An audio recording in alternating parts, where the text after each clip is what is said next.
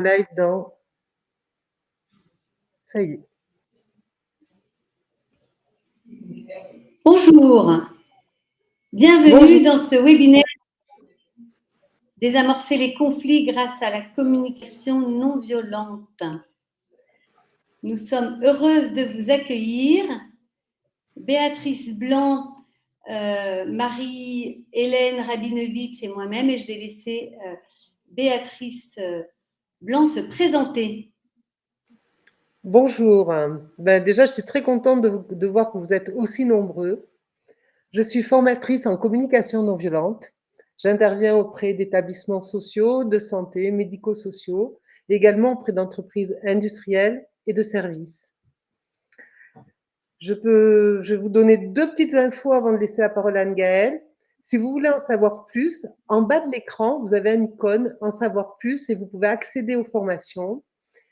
Et vous aurez peut-être des questions pendant la présentation. Donc, moi, ce que je vous propose, c'est de les écrire dans le chat et nous vous répondrons à la fin de la présentation. Voilà, je passe la parole à Anne-Gaëlle. Merci. Donc, en 2 mots, Marie-Hélène Rabinovitch d'Actif, qui est avec nous, même si vous ne la voyez pas, et qui permet la réalisation de ce webinaire. Et puis, donc moi, je suis Anne-Gaëlle Erard. J'interviens en prévention des risques psychosociaux. Je suis ergonome, formatrice en communication non violente. Et voilà, j'ai différentes cordes à mon arc qui me permettent d'intervenir et qui font que j'interviens principalement quand les situations commencent à se tendre pour retrouver de la fluidité, du bien-être et de la performance. Nous allons passer 1 heure ensemble, durant laquelle nous allons vous transmettre 3 clés de ce que la CNV permet sur le champ des conflits et des tensions, et surtout comment les dénouer et comment prévenir les risques psychosociaux. 3 clés parmi d'autres. Durant ce webinaire, on va vous donner le goût de ce qui nous semble utile pour la prévention des risques psychosociaux, et j'espère que vous aurez envie d'approfondir. L'idée de mettre aussi en scène une situation de travail pour voir ce qu'apporte la communication non violente sous plusieurs axes. Et puis, on laissera le temps, un temps suffisamment long pour que vous puissiez continuer à poser vos questions. Et comme l'a dit Béatrice, n'hésitez pas à investir le chat de façon à ce que nos réponses soient vivantes et surtout adaptées à vos préoccupations. Eh bien, je vais me lancer dans la première clé de la communication non violente, qui est le processus. Et avant de vous dévoiler le processus, je vous suspends un peu dans le teasing, je vais revenir sur le fait que nous sommes des êtres vivants. Alors peut-être que ce n'est pas forcément agréable de se rappeler que nous sommes des animaux, des êtres vivants et des animaux comme les autres. Et du coup, quand on comprend ça, c'est très aidant pour comprendre le processus de communication non violente, mais aussi pour comprendre ce qui se joue dans le travail quand ça grince, quand ça se tend, voire quand c'est douloureux. Donc, en tant qu'être vivant, lorsque un stimulus arrive sur nous, lorsqu'on rencontre un stimulus, eh bien, soit il va être en faveur de notre énergie vitale, et à ce moment-là, tout va bien, profitons-en, soit il va être en défaveur de nos énergies vitales, et à ce moment-là, eh bien, notre corps, notre mental, nos différentes composantes vont tenter de rétablir l'équilibre. Parce qu'en fait, en tant qu'être vivant, notre job, je dirais, c'est de naître, croître, porter du fruit, se développer et tenir et vivre de façon satisfaisante le plus longtemps possible. Lorsque notre énergie vitale est touchée, que ce soit favorablement ou défavorablement, on a des mouvements intérieurs, hormonaux, neuronaux, qui vont se traduire par des indicateurs. Et du coup, si les informations sont confortable, c'est que les énergies vitales, qui sont appelées besoins en communication non violente, sont satisfaites. Lorsque les indicateurs sont au rouge, les ressentis sont désagréables, c'est que les énergies vitales, les besoins, nos aspirations fondamentales ont été altérées. Lorsqu'elles sont altérées, à ce moment-là, prendre conscience de quoi il s'agit va permettre de mettre en œuvre des actions adaptées pour prendre en compte nos besoins et notre environnement. Dans la communication, quand ça dérape, parfois, l'impact de notre réaction va être défavorable à notre environnement, qui va nous le renvoyer rapidement. C'est ce qu'on appelle des tensions et des conflits. Si je continue sur ce cycle du vivant qui m'est cher, avant de rentrer dans le processus, c'est qu'au fond, un humain qui est sous stress ou sous pression, et on connaît ça dans le cadre du travail, c'est un peu comme lorsque dans le monde vivant, un organisme réagit comme si sa vie en dépendait. Et à ce moment-là, pour aller très rapidement, il y a des processus réflexes qui sont à l'œuvre. Ceux qui travaillent dans la sécurité industrielle, par exemple, savent que il est important qu'il y ait un certain nombre de réflexes encodés pour réagir au plus vite. Et je suppose que tous les conducteurs qui sont autour dans ce webinaire appuient sur la pédale de frein ou d'accélération sans se poser la question comment je me sens, quels sont mes indicateurs internes. Il y a des choses qui sont encodées en termes de réflexes et c'est favorable à notre vie et à notre survie. Important de se rappeler que nous, en tant qu'êtres humains, nos réactions et réflexes les plus spécifiques sont la pensée. On produit de la pensée et parfois ces pensées sont inappropriées. Quand elles sont inappropriées, eh bien elles vont agir sur l'autre ou sur nous-mêmes et des fois on va réagir à nos propres pensées. Et ça fait ce que j'ai tendance à appeler des choux-fleurs. Et certains d'entre vous, peut-être, ont déjà fait l'expérience d'avoir du mal à s'endormir ou de se réveiller la nuit parce que ça tourne.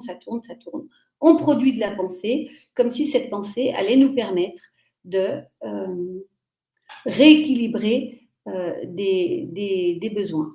Lorsqu'on est sous stress ou sous pression, on est en mode réflexe et à ce moment-là, on perd les repères de nos besoins fondamentaux. Les mouvements intérieurs sont altérés, on n'y a plus accès et donc on pilote à vue, on pilote par réaction.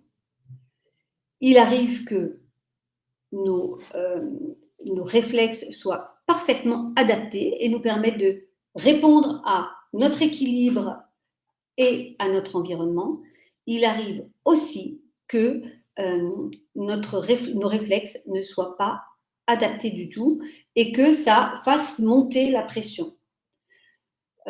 Si une collègue de bureau arrive éplorée parce qu'il y a quelque chose qui ne se passe pas tout à fait comme elle le souhaite dans son travail et que notre réflexe est de lui dire qu'elle aurait dû faire autrement, si notre réflexe est de lui reprocher ce qu'elle vient de faire, il est probable que ça ne va pas la mettre dans les meilleures conditions, elle, pour trouver des solutions et ça ne va pas nous mettre dans des meilleures conditions, nous, pour pouvoir continuer tranquillement ce qu'on était en train de faire. Moins on a de temps, plus on est sous pression, plus on est en mode réflexe et plus il est important de faire un pas de recul à certains moments pour vérifier si nos réactions habituelles sont bien celles qui sont les plus adaptées. Ce que permet la communication non violente, ce que permet de mettre de la conscience sur nos énergies vitales et nos indicateurs, eh bien, ça va être de faire des choix conscients sur la base d'une expérience, mais je dirais de façon raisonnée. Et pour ce faire, la communication non violente nous invite à prendre le temps de démêler ce qu'on a envie de dire, ce qu'on a envie de faire, le chou-fleur de nos pensées, du stimulus. Qu'est-ce qui s'est réellement passé et parfois il s'est passé quelque chose et on s'en dit beaucoup de choses. Comment je le vis, et à partir de là, de faire des choix qui vont permettre de prendre en compte ses besoins propres et ceux de son environnement, parce que ce que l'on va poser comme action va avoir un effet sur notre environnement.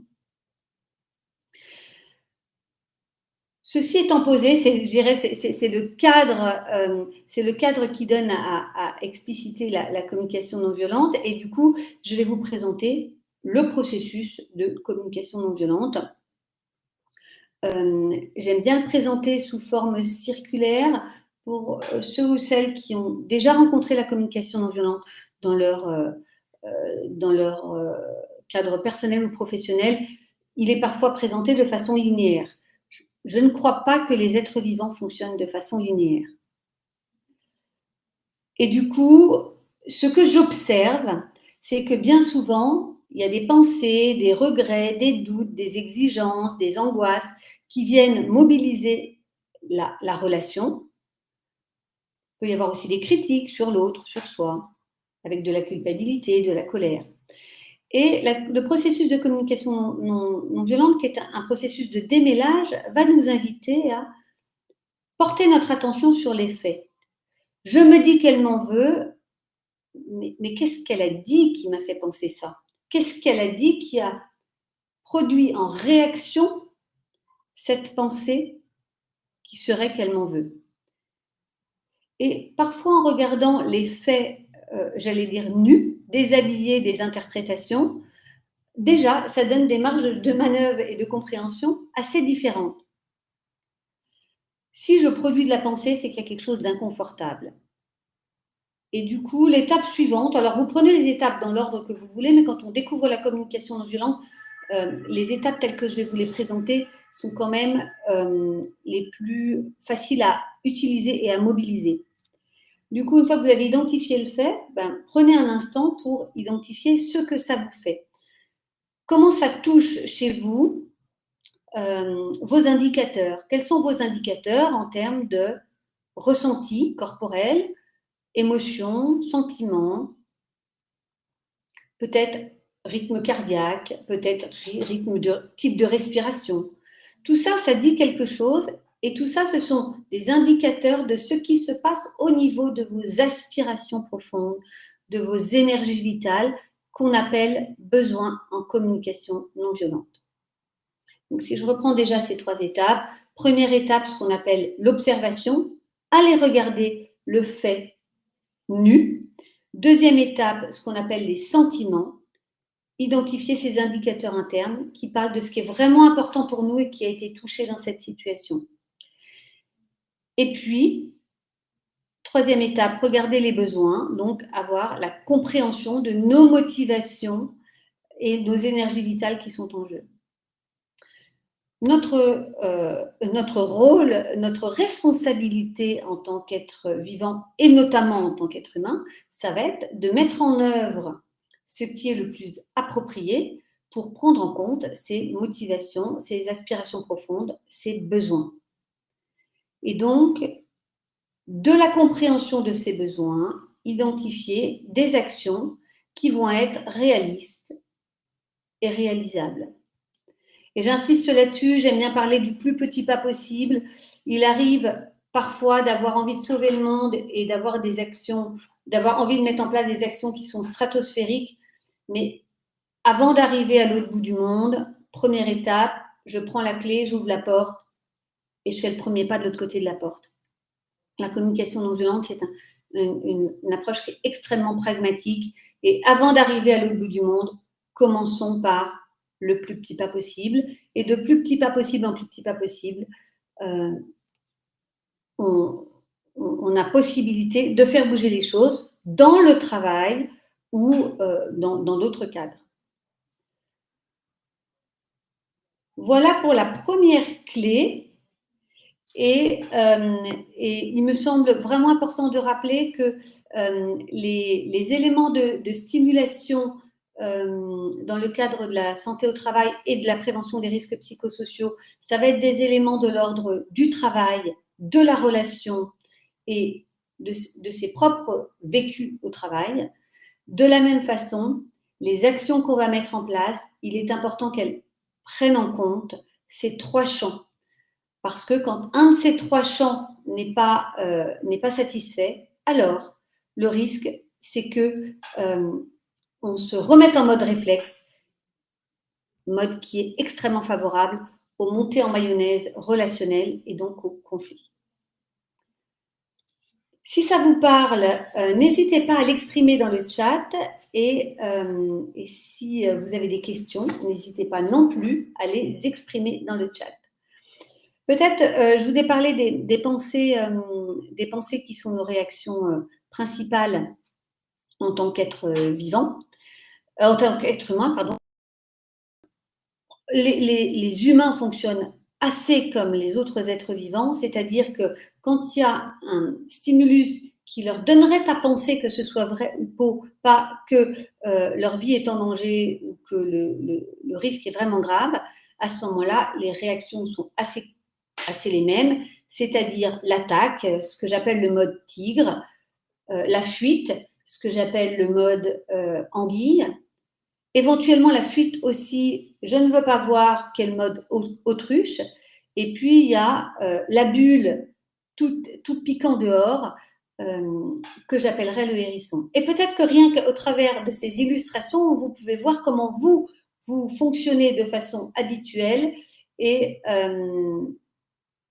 comment les personnes avec qui vous êtes peut-être en tension ou vous voyez des tensions émerger autour de vous fonctionnent. Et c'est une première étape, démêler et identifier ce que l'on peut démêler pour les autres. Voilà la première clé. La deuxième clé, c'est ce que j'appelle les plaques de verglas de la communication. Il y en a un certain nombre qui sont ce qui va faire que l'un ou l'autre va réagir, ce qui va faire que l'un ou l'autre va prendre le stimulus comme une agression. Ça peut être, alors je dis celui-là en premier parce que c'est souvent ce que je rencontre dans les entreprises, le déni de responsabilité. C'est pas de ma faute, j'y suis pour rien, c'est pas moi qui décide, toutes ces phrases, j'ai pas le choix, on est obligé. Ça coupe la communication parce qu'en fait, l'autre, il remet la zapette de sa vie au milieu de la table et du coup, impossible de co-construire, impossible de coopérer, difficile de trouver des solutions ensemble. Il y a aussi ce qu'on appelle l'exigence. Il faut, tu dois, je dois, parce que l'exigence, elle est vis-à-vis des autres, mais elle est aussi vis-à-vis de soi-même.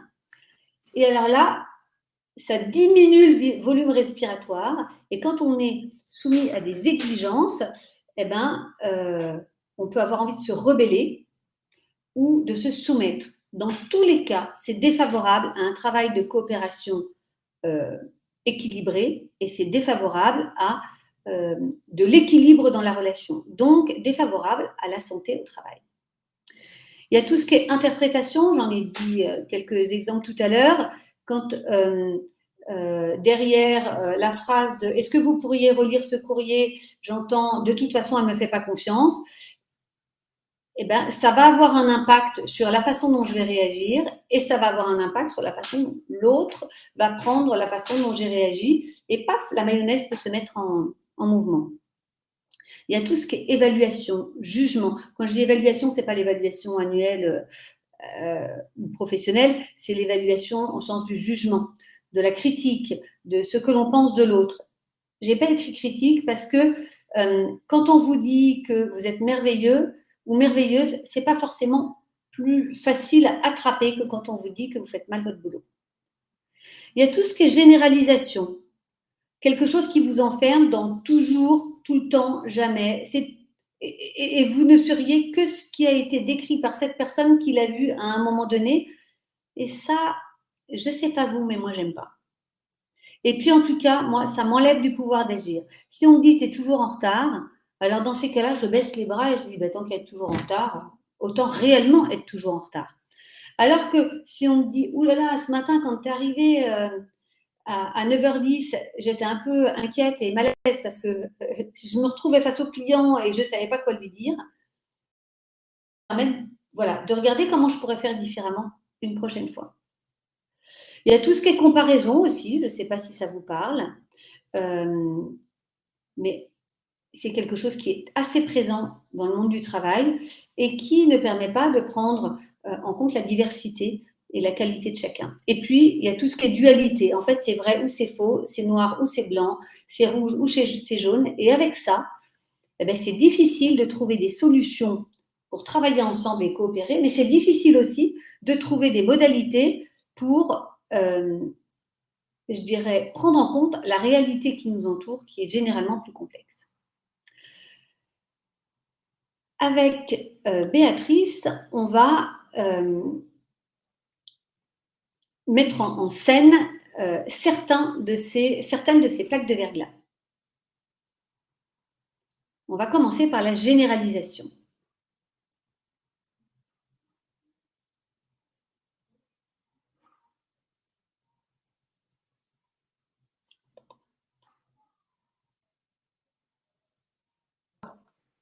Merci Agnès. Oui, ça fait un quart d'heure que j'attends. Là, j'en ai ras-le-bol, je perds du temps. Là, vous servez vraiment à rien. C'est toujours pareil avec vous, vous n'êtes jamais contente. Dans ces salles d'attente, les gens râlent, les gens râlent, les gens râlent. Et nous, on fait correctement notre boulot, mais personne ne s'en rend compte. Ah ben, c'est pas ce que j'ai vu, c'est toujours pareil. Vous, vous êtes toujours dans votre bureau. Nous, on attend, il n'y a personne. Moi, là, je suis juste en train de perdre du temps. La médecine du travail, là, moi, je crois que ça sert à rien du tout, quoi. Hein. Ah bah, écoutez, alors, si vous ne comprenez pas à quoi on sert, je ne vois même pas pourquoi vous êtes là. Ouais, toujours les mêmes, quoi. Voilà, donc ça peut monter comme ça. Je suppose, les personnes que je rencontre en formation n'osent pas forcément dire, s'exprimer de cette façon-là, ou parfois sont beaucoup plus subtiles que ce que j'ai pu faire moi dans mon accueil. Mais c'est vrai que la généralisation, ben, ça fait monter l'autre en mayonnaise et la personne va en rajouter une louche. Une autre situation qui va être le déni de responsabilité. Bon, écoutez, madame, là, ça fait un quart d'heure que j'attends. J'ai vraiment autre chose à faire. Hein. Vous servez à rien, là. Écoutez, c'est pas de notre faute, nous on n'y est pour rien. Le médecin est arrivé en retard, puis de toute façon il n'y a pas les effectifs. C'est l'horreur, c'est l'horreur. L'équipe n'est jamais au complet. Donc en fait, on fait du mieux qu'on peut. Et vous pourriez nous aider en étant un peu sympa aussi, parce que là vraiment. Ah, mais vraiment, là, moi, votre mieux, c'est pas beaucoup, quoi. Ça fait des plombes que j'attends. Et c'est pas de votre faute, c'est pas de ma faute, mais moi, je vais être en retard au travail.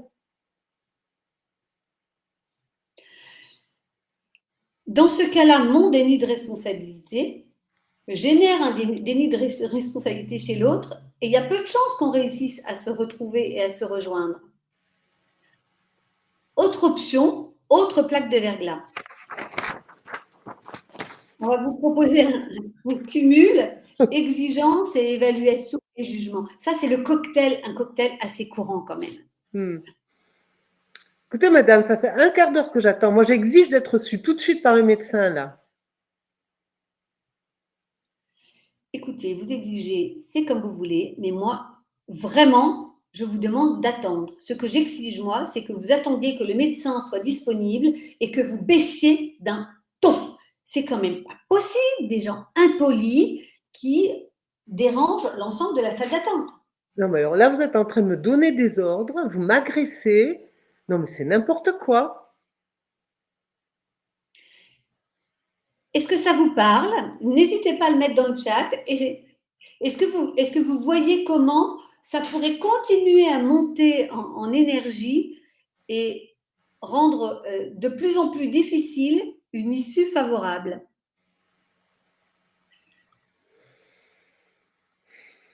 Dernière scénette, la comparaison. Écoutez, madame, là, ça fait un quart d'heure que j'attends. Vraiment, vous servez à rien dans ce service, quoi. Moi, je perds mon temps. Écoutez, vous voyez, tous les autres là, ils attendent patiemment. Un quart d'heure, ça fait un quart d'heure que vous attendiez. Mais imaginez, si vous étiez à la CAF, vous attendriez toute la journée. Non, mais là, moi, j'hallucine. D'abord, je ne suis pas la CAF. Ensuite, je ne suis pas les autres. Et qu'est-ce que vous savez de mon emploi du temps? Là, moi, j'ai un rendez-vous dans 5 minutes et je suis toujours chez vous. Mais moi aussi, j'ai des rendez-vous. Donc, prenez exemple sur les personnes qui sont patientes et laissez-nous faire notre travail, s'il vous plaît. Oui, ben, chez nous, on ne fait pas attendre les clients. On n'est pas comme vous. Hein. Et vous pouvez imaginer que ça puisse déraper plus ou moins suivant le niveau de pression. Je disais tout à l'heure, quand on est dans le speed, quand il y a des objectifs élevés, quand on est en situation dégradée, eh bien, il y a une instabilité qui s'opère et qui risque de conduire à des réactions vraiment inadaptées et de glisser sur les plaques de verglas de la personne d'en face. Pourquoi je parle de plaque de verglas de la personne d'en face? C'est parce qu'on est plus ou moins sensible à telle ou telle plaque de verglas. Dans l'entreprise, moi, j'entends régulièrement que les gens me disent qu'ils sont sensibles au déni de responsabilité. Je crois qu'ils en ont ras-le-bol. Ils sont irrités du déni de responsabilité. Mais suivant nos histoires, nos habitudes, eh ben, on va réagir de façon différente et on va être sensible à des modalités de communication différentes. Dans tous les cas, les plaques de verglas, c'est pas mal ou bien, pas du tout. C'est juste que quand vous faites du ski, si vous savez que c'est verglacé, vous allez adapter votre position et votre fonctionnement au terrain. Et bien là, le fait de connaître les plaques de verglas, et c'est en ça où c'est une clé, vous les connaissez, soit vous les évitez si vous préférez, soit vous glissez dessus en sachant que c'est une plaque de verglas et donc en adaptant votre façon d'être et façon de faire et votre vitesse à la réalité de ce qui est. Donc c'est vraiment une information pour vous connaître vous, qu'est-ce qui me fait réagir, pour connaître les personnes avec qui vous travaillez, pour connaître les personnes avec qui les relations sont délicates et vous verrez que peut-être qu'il y a des réflexes de langage qui sont peut-être la généralisation chez l'un, qui va toucher des sensibilités qui sont peut-être la plaque de verglas sensibilisation pour l'autre. Donc, je vous invite vraiment à creuser ça. Et à partir du moment où on est en conscience de ces plaques de verglas, on va pouvoir les regarder avec un petit peu plus de recul et peut-être rattraper. On est dessus, on s'apprête à glisser. Il y en a un qui va émettre un jugement, une comparaison, une critique, un reproche. On le voit venir et on réajuste. Avec Béatrice, on va vous montrer comment aurait pu se passer cette scénette en ayant démêlé, puisque c'était la première clé, en ayant démêlé ce qui se passe pour l'un et pour l'autre. Écoutez, madame, là, je suis vraiment exaspérée. Ça fait un quart d'heure que j'attends et je n'ai toujours pas ma feuille d'aptitude pour reprendre le travail. Bonjour, madame. Bon, ce que je vois, c'est que vous êtes hors de vous et vous êtes pressée. Vous aimeriez vraiment qu'on puisse le plus rapidement possible Oui, votre demande. J'ai un rendez-vous juste après. Oui, je suis hyper mal à l'aise parce que je vois bien que pendant que vous êtes ici, vous ne travaillez pas, que ça tiraille pour vous. Et en même temps, là tout de suite, le médecin n'est pas encore disponible. Donc, ce que je peux vous proposer, déjà, on peut peut-être prendre un verre d'eau, là, tout de suite. Je peux vous proposer un verre d'eau. Et puis, je vais aller voir pour pouvoir vous donner l'info dans combien de temps le médecin devrait être disponible. Est-ce que ça vous permettrait d'avoir de la clarté et peut-être de prévenir les gens avec qui vous avez rendez-vous? Oui, ça me tranquillise, parce que c'est vrai que si je préviens, au moins ce sera explicite. Et en tout cas, vous m'avez entendu, c'est déjà bon. Oui, là, je regrette de vous avoir parlé sur ce ton. Ok, ça me convient. Ouais, je vous remercie. Je vous reconnais que je ne suis pas du tout à l'aise de vous faire attendre, alors que je sais bien que les agendas de tout le monde sont vraiment chargés. Exactement, ouais.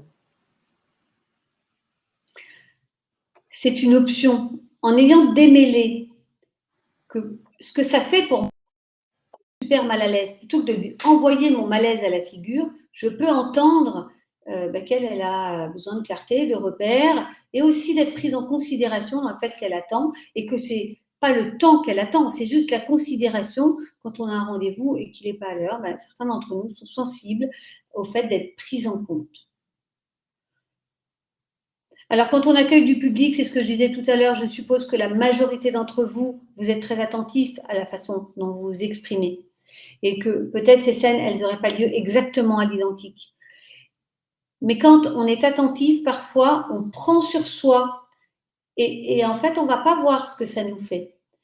Et du coup, c'est une façon de s'écraser qui est délétère, et qui est délétère en particulier pour la santé au travail. Il peut y avoir de l'usure, il peut y avoir de la démotivation, il peut y avoir quelque chose qui a juste envie de baisser les bras. Donc, dans les métiers en lien avec le public en particulier, il est important d'avoir des espaces où vous puissiez démêler, et en démêlant, mettre toutes les chances de votre côté pour pouvoir éviter ou utiliser ou passer sur, en connaissance de cause, des plaques de verglas. Si ça vous parle, si vous avez des questions, si vous avez des remarques aussi, n'hésitez pas à les poser dans le chat. On va s'acheminer vers la troisième clé qu'offre la communication non violente. La troisième clé, elle est en lien avec le rythme du dialogue. Alors là, ce n'est pas ce que vous voyez.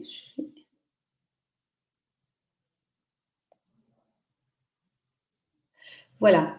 Alors, le dialogue est une danse à 3 temps. Je ne sais pas vous, mais moi, en fait, jusqu'à rencontrer la communication non violente, je n'avais pas du tout en tête que le dialogue était une danse à 3 temps. Donc, je pensais que l'un parlait, l'autre répondait, l'autre parlait, l'un répondait, ainsi de suite. Et alors même, je ne sais pas si ça vous est déjà arrivé, je ne suis pas tout à fait fière de vous raconter ça, mais parfois même, j'écoutais même pas vraiment ce que disait l'autre parce que j'étais déjà en train de préparer ce que j'allais dire. Et je ne sais pas si ça vous arrive au travail ou dans le bus ou dans la rue de voir, ou n'importe quelle réunion d'ailleurs, de voir qu'à force de préparer sa réponse, eh bien, en fait, on est sur 2 voies comme ça, et il n'y a plus de rencontre possible. Donc, la communication non violente, elle m'a permis de découvrir que le dialogue était une danse à 3 temps, et du coup, de passer d'un mode ping-pong, l'un parle, l'autre écoute, l'un parle, l'autre écoute, voire l'un parle, l'autre prépare ce qu'il est en train, ce qu'il va dire, etc. Donc, l'un parle, l'autre parle, l'un parle, l'autre parle. De revenir à ce qui est vraiment important, à nos énergies vitales. La communication non violente, elle est vraiment basée sur nos valeurs, nos énergies vitales. En santé au travail, on sait que ce qui va faire souffrance, ça va être l'insuffisante prise en compte de certains besoins, de certaines valeurs. Et régulièrement, moi, j'entends dans les entreprises des questions de perte de sens, de manque de reconnaissance, etc., qui sont centrales, et ce sont des besoins fondamentaux. Du coup, la première étape de la danse du dialogue, c'est ce que j'ai appelé le démêlage. Le démêlage, c'est OK, là, il y a un truc hyper inconfortable, un gros pataquès qui me donnerait envie de mordre, de fuir, de me mettre en boule, de mettre la tête dans le sable. Je prends une respiration. Et derrière cette respiration, je me mets en lien avec mes indicateurs internes. Qu'est-ce qu'ils me disent, mes indicateurs internes, de ce qui vient de se passer? Il y a une observation, mes indicateurs internes me disent quelque chose et me guident vers ce besoin tellement important qui aspire à qu'il y ait de la régulation. Et puis, une fois que j'ai de la clarté là-dessus, dans mon expérience, il y a déjà quelque chose qui s'apaise. Et j'ai moins de risques d'être en réactivité et donc d'envoyer le ballon dans la figure de la personne en face ou de recevoir en ricochet son ballon envoyé à l'emporte-pièce. Et là, la première demande que je vais pouvoir me faire, c'est est-ce que maintenant je suis disponible pour m'exprimer ou est-ce que je suis suffisamment apaisée pour écouter l'autre? Ce qui s'est passé tout à l'heure, j'ai démêlé pour moi, j'ai pu exprimer à Béatrice que j'étais mal à l'aise, et puis j'ai pu écouter ce que ça lui faisait vivre, et on a pu rentrer dans ce qu'on appelle la danse du dialogue. Cette clé, qui peut-être pour certains est une évidence, mais qui pour moi était une découverte, c'est vraiment la clé qui permet de remettre du choix. Est-ce qu'à ce moment-là, pour nourrir déjà mon besoin à moi, ça va être l'expression, ou est-ce que pour nourrir mon besoin à moi, ça va être l'écoute? Et quand je découvre que mon besoin, c'est peut-être la tranquillité, la paix, un instant de respiration, eh bien, rentrer dans l'expression tout de suite, c'est me remettre sur scène, et c'est peut-être pas le bon moment. Quand le besoin qui est le mien à ce moment-là, ça va être plutôt de recevoir de l'écoute et de la compréhension, ben, si j'écoute avec empathie, il y a peu de chances que ce soit le moment où je vais pouvoir être prise en compte et écoutée. Donc, vraiment, revenir à ce choix et revenir au démêlage autant que nécessaire. Et dans le démêlage, comme le propose le processus que je vous ai montré tout à l'heure, eh bien, on va distinguer les observations des interprétations, les sentiments d'un truc un peu mélangé où on dit je me sens, mais en fait, pour essayer de montrer à l'autre que quand même il a tort, les besoins, de comment on les nourrit. Les besoins, c'est des énergies vitales et c'est pas des envies. Je suis beaucoup intervenue sur l'aménagement d'espace et la distinction entre j'ai envie d'avoir mon imprimante à proximité de mon bureau et j'ai besoin d'avoir un moyen pour imprimer les factures, par exemple. Eh ben, c'est pas la même chose et ça donne pas la même latitude. Et en partant des besoins, pouvoir trouver des stratégies qui vont être plus adaptées et prendre en compte les besoins de chacun. La communication non violente, c'est quand même un moyen pour prendre en compte les besoins des uns et des autres. Je pense que concernant cette troisième clé, je n'ai pas envie d'en dire plus pour l'instant, mais n'hésitez pas, ça sera vos questions et vos remarques qui vont vraiment nous permettre d'illustrer et d'ajuster au mieux.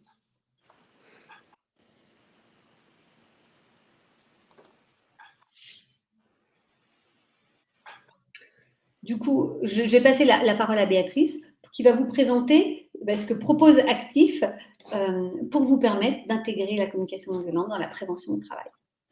En tout cas, merci Anne-Gaëlle pour cette présentation. J'ai été captivée.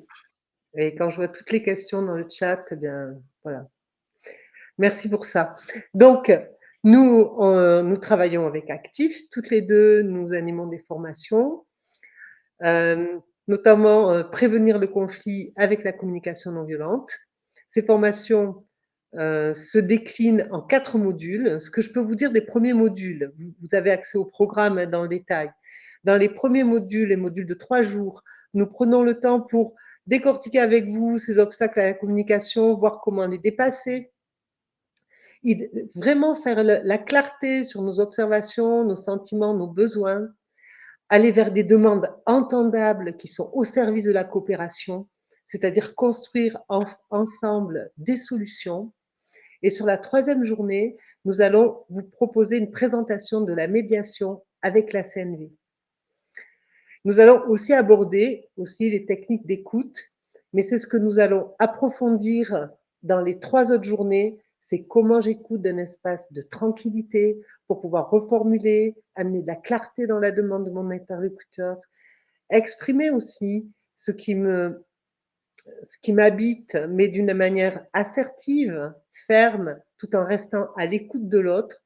En fait, notre intention, nous, c'est de favoriser la cohésion et la communication dans les équipes, prévenir les conflits en mettant de la clarté sur ce qui se joue, nos intentions, travailler sur notre communication, permettre une communication assertive et au service de l'entreprise, du service, et accompagner le dialogue dans les situations difficiles. Donc pour ça, il y a 4 modules, je vous invite à les regarder. Et puis, nous intervenons toutes les deux sur ces aspects-là. Je vais repasser la parole à Gaëlle pour tout ce qui est impulser une démarche collaborative. Et puis ensuite, nous passerons aux questions-réponses. Vous avez aussi sur le slide le contact de Raphaël Bonnier que vous pouvez contacter directement pour avoir plus d'informations. Je te rends la parole, Anne-Gaëlle. Ce qu'on a constaté avec Active, c'est que vos structures sont face à des problématiques qui leur sont particulières et que la problématique de la cohésion, elle ne se fait pas en claquant des doigts, que ça ne s'apprend pas forcément en passant par le cerveau, ou pas exclusivement en passant par le cerveau. Et donc, il y a quelque chose à accompagner et à pétrir un petit peu plus sur la durée. Et donc, on propose avec Active des solutions sur mesure. La solution, je dirais, pour l'identifier, pour la schématiser, c'est un accompagnement en mode co-développement, si possible, à l'issue d'une formation. Donc, soit les éléments de la formation, ils rentrent dans une complémentarité après le co-développement, mais le préférable pour créer du lien dans les équipes, c'est de commencer par une formation et que se poursuivent la pratique et la résolution de problèmes au fil de l'eau dans ces groupes de co-développement. Pour revenir sur sur ces 4 modules de formation, il y a des modules qui sont vraiment sur mesure et Béatrice va animer prochainement un module autour du management d'équipe en santé au travail. La communication non violente aide à prendre en compte à ce moment-là le bien-être, la santé au travail des équipes et des managers dans les conditions qui sont les leurs de transformation. Je pourrais en parler pendant des heures, mais là, on n'a pas du tout cette latitude-là. Ma proposition serait plutôt de répondre à vos demandes. Donc, Béatrice va choisir quelques questions qui pourraient être, qui focalisent vos attentions et nous y répondrons l'une ou l'autre en fonction.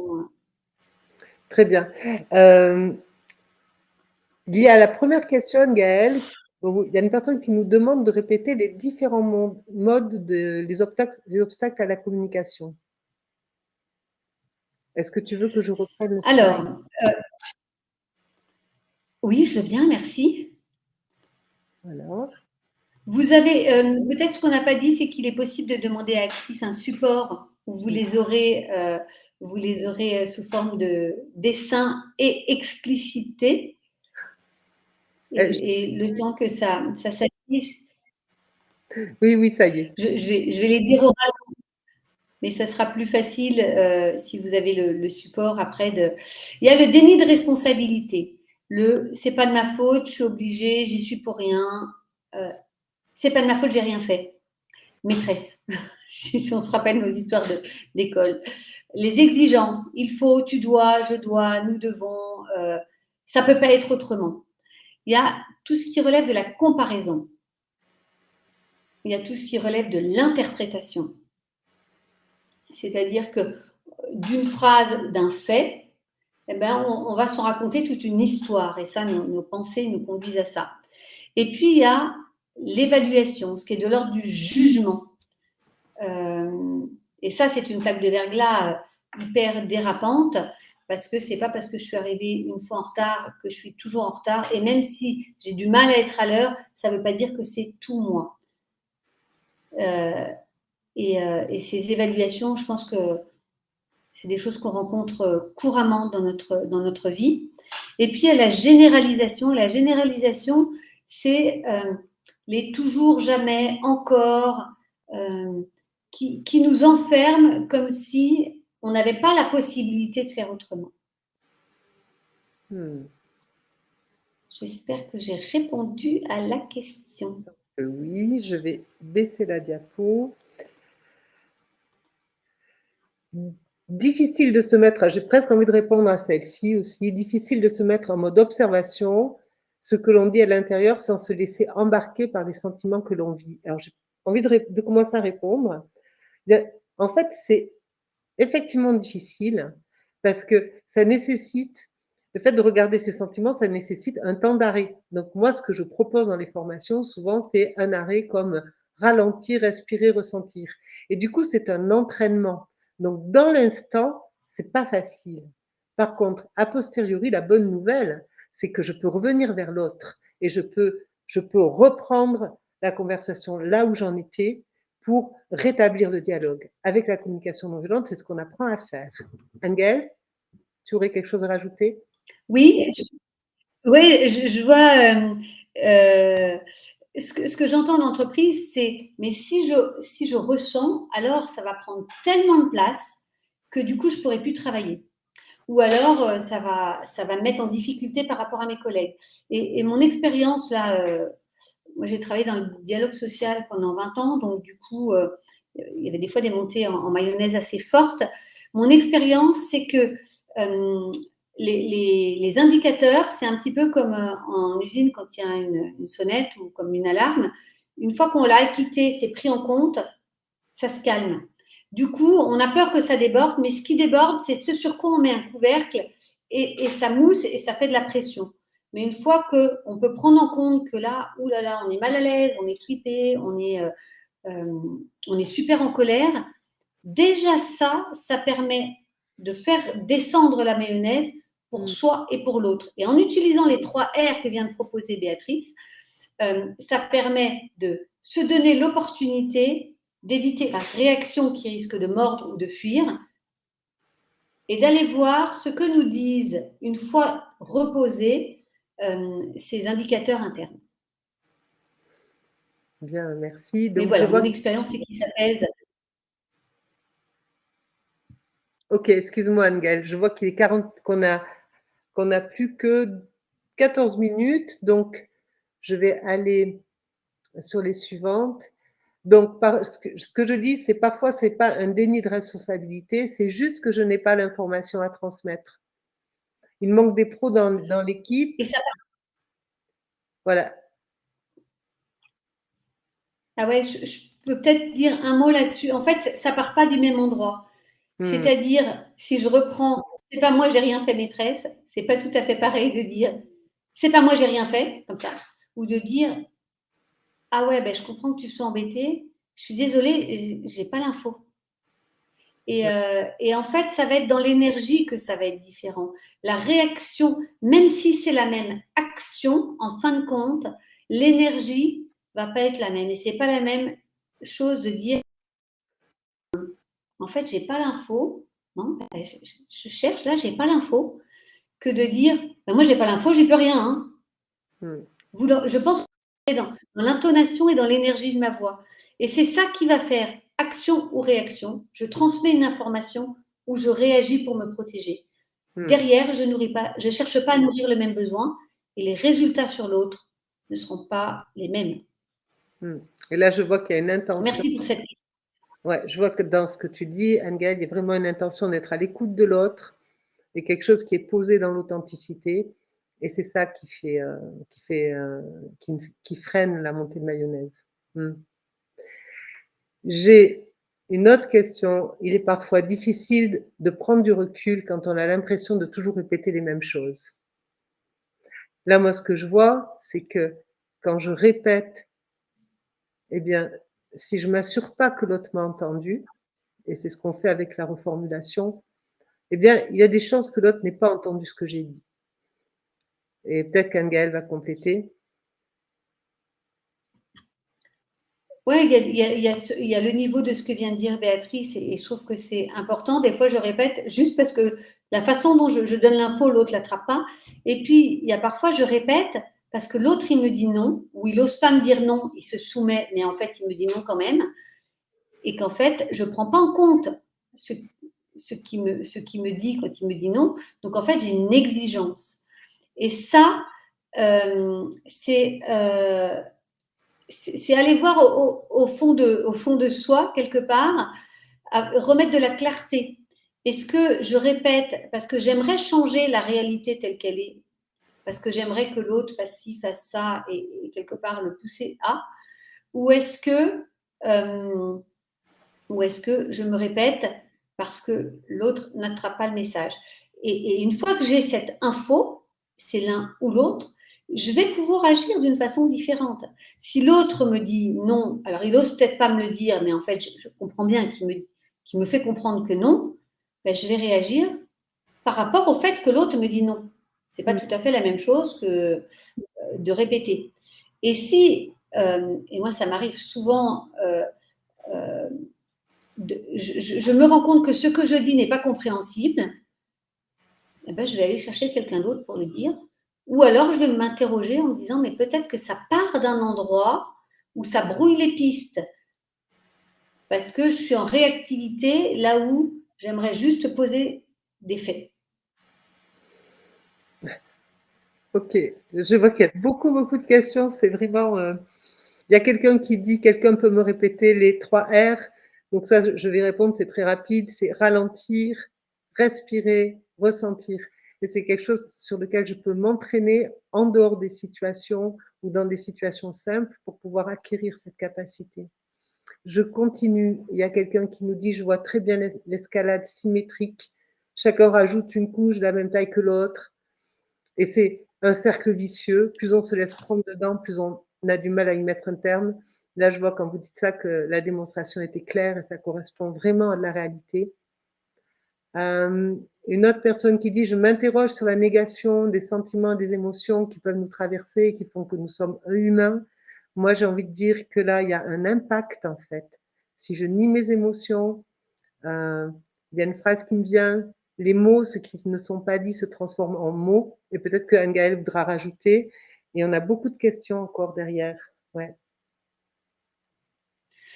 Juste là-dessus, c'est ce que développe en santé au travail, c'est ce que développe Yves Clos quand on ne prend pas en compte les affects du travail, que ce soit en termes d'émotions, de sentiments ou d'actions, et qu'on n'en fait pas quelque chose au service de sa santé, de fait, comme le dit Béatrice, ça va avoir un impact. C'est le cœur des risques psychosociaux. C'est ça. Une autre personne qui dit, pour moi, c'est plus difficile de prendre en considération ses propres émotions et besoins. Merci pour cette question. C'est vrai que c'est vraiment ce que nous faisons dans les premiers modules en communication non violente, identifier ce qui se passe chez nous avant d'aller à écouter ou parler à l'autre. Et là, je vois que quand vous dites je prends sur moi et ça m'épuise, exactement, dès que je prends sur moi, ben, il y a l'énergie qui bloque. Anne-Gaëlle, tu veux rajouter quelque chose? Peut-être par rapport à c'est difficile d'aller voir chez soi et de s'écouter. Ce que j'observe dans les intras qu'on fait avec Actif, c'est que quand il y a une équipe qui se constitue, une équipe de formation qui se suit sur 1 ou 2 modules, après, ça va permettre d'avoir quelqu'un sur qui compter qui va m'aider à m'écouter moi quand en fait je n'y arrive pas toute seule ou quand ça m'est difficile. La personne que je vais pouvoir écouter, elle va pouvoir m'aider à m'écouter moi-même. C'est le principe de l'écoute empathique. Une autre question, et je vais te laisser répondre. Oui, mais on a l'impression que c'est toujours nous qui sommes dans l'écoute. Ah, alors en fait, c'est pour ça que je parle des 3 temps du dialogue et que je dis qu'il est vraiment important de prendre soin d'écouter ses besoins. C'est-à-dire, je vous invite à être dans l'écoute si ça nourrit vos besoins à vous. Mais parfois, être dans l'expression authentique ou juste couper la communication, ça nourrit des besoins de sécurité, des besoins.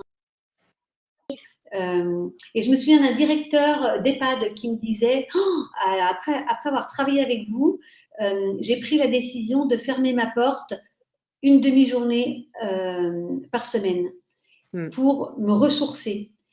Et je l'ai fait parce que c'était bon pour moi, ça me permettait d'aller à mon rythme, etc. Et je l'ai fait parce que du coup, j'avais une qualité d'écoute qui était plus adaptée aussi. Mais vraiment, la communication non violente, elle invite à se rappeler qu'on a des besoins et que si on ne les prend pas en compte, en tant qu'organisme vivant, c'était le début du webinaire, eh ben, on va perdre de la vivance. Et si on perd de la vivance, eh ben, on a moins de vivance au service de soi-même, des autres, de ce que l'on fait ensemble. Et le travail, pour moi, c'est ce que l'on fait ensemble. Donc, je fais le choix de ne pas répondre parce que le temps est très court. J'ai quelques questions encore. Ça va, Gaëlle? Ouais. Dans le cas de alors, j'ai une personne qui me dit que dans le cas de ma collègue de travail qui se sent tout le temps débordée, comment travailler ensemble quand on n'a pas les mêmes missions, car chaque demande qui lui est faite lui paraît être un coup de pression?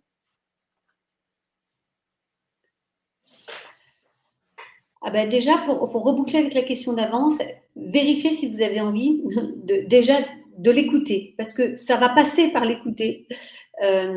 Marshall Rosenberg, père du processus de communication non violente, il disait connect before correct, avant de pouvoir trouver des solutions, déjà être en lien. Donc, ça va passer par ça. Et peut-être vous n'avez pas le jus de ça. Et là, il y a un deuil à faire, d'une forme de coopération.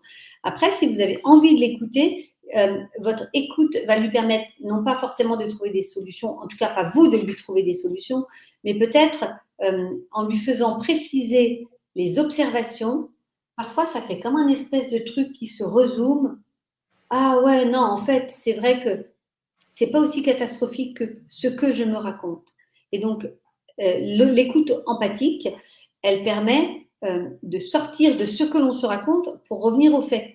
Et parfois, plutôt que de l'écoute, ça vaut le coup d'être dans l'expression authentique, en disant mais je ne comprends pas, parce que tu me dis que tu es débordé, et ça, tu me dis que tu mets 1 heure pour le faire. Et du coup, qu'est-ce qui te déborde tant? Et dans le cas de la prévention des risques psychosociaux, il y a un certain nombre de personnes qui sont débordées, non pas par le temps que ça prend, mais par l'énergie que ça induit, que ça prend à l'intérieur. Et du coup, prendre conscience de ça, mais ça parle d'autre chose, quelque chose qui demande du soin, mais à un autre endroit, et ce n'est pas les collègues de porter ça. J'ai beaucoup d'autres marques. Quelqu'un qui dit qu'elle part en mode anguille, donc, ou mode autruche. Une personne qui dit que le plus gros du travail est à faire sur nous-mêmes, il nous semble, et pense que c'est son cas. Effectivement, on commence d'abord par nous. Reprendre les 4 réactions anguille, autruche, donc ça, vous aurez les slides et vous aurez un support où tout est expliqué. Ah, peut-être pas sur anguille, autruche, je mets la tête dans le sable, hérisson. Le 4e, c'était quoi, Anne-Gaëlle? On a anguille, autruche, hérisson. Tigre, anguille, autruche, hérisson. Tigre. Tigre. Dans une réunion, soulignez que là, on est en train de généraliser pour ajuster. Est-ce que ça peut être utile? Très. Et souvent, d'ailleurs, ça facilite le fait de trouver des solutions parce que dans les généralités, en général, on ne trouve rien. Alors que sur un cas précis, ceux qui font de la prévention et qui interviennent sur des accidents du travail, malheureusement, moi j'ai beaucoup travaillé sur les accidents mortels, ça donne une clarté pour agir parce qu'on a un scénario précis. Même si des fois il est complexe, mais il est précis. Je pense que je vais reprendre une question parce que je vois qu'il y en a beaucoup. Vraiment, je vous remercie et j'aimerais vraiment répondre à tout, mais il nous reste plus que 2 minutes. Voilà, donc on va reprendre 1 ou 2 questions et puis on se dira au revoir. Sachez que vous aurez toutes les informations qui vont être transmises. Le support va vous être transmis et que vous pouvez revenir vers Active Formation en appelant Raphaël Bonnier pour avoir d'autres informations. Question, comment faire quand on n'est pas en état d'être dans l'écoute, mais que celui en face attend justement qu'on soit dans cette écoute?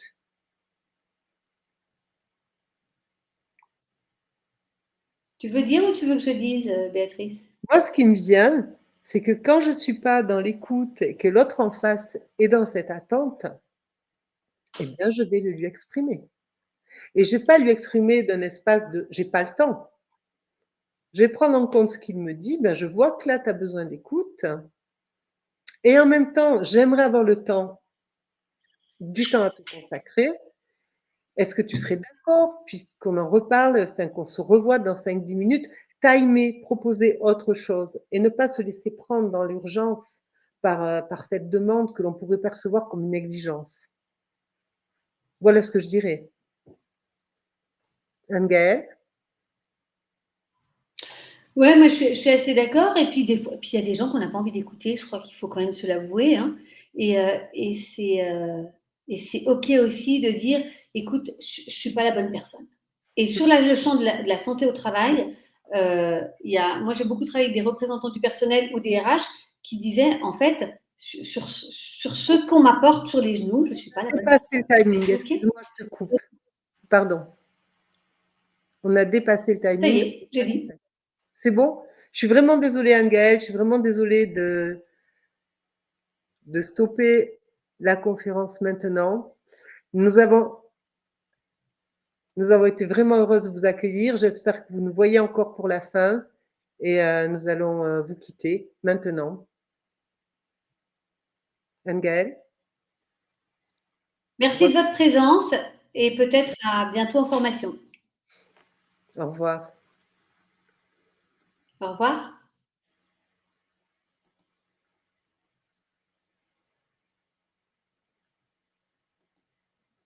Alors, comment je l'arrête?